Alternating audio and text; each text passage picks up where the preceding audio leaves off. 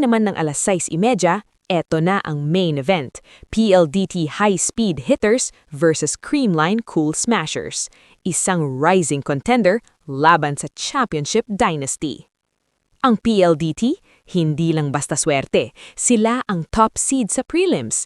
Tinalo nila ang Creamline sa huling pagtatagpo nila via street sets.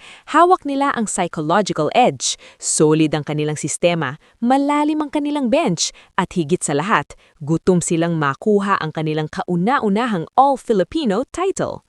Pero teka lang, huwag mong kukurap-kurapin ng Creamline. Isang 10 times na kampyon ang binabangga ng PLDT. Kahit dumaan sa butas ng karayom at muntik nang ma-eliminate, nakita natin ang vintage form ni Alyssa Valdez. Nariyan na ulit si Gemma Balanza, ang bagsik ni Tots Carlos at ang consistency ni na Bernadette Ponce at Pangs Panaga.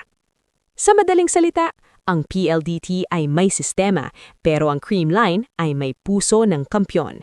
Sabi nga ni Coach Sherwin Meneses, focus muna sila sa PLDT bago ang lahat. Expect a tactical chess match dito. Ang setter battle ni Kyle Negrito at Kim Fajardo ang magdidikta kung kaninong atake ang mas magiging epektibo.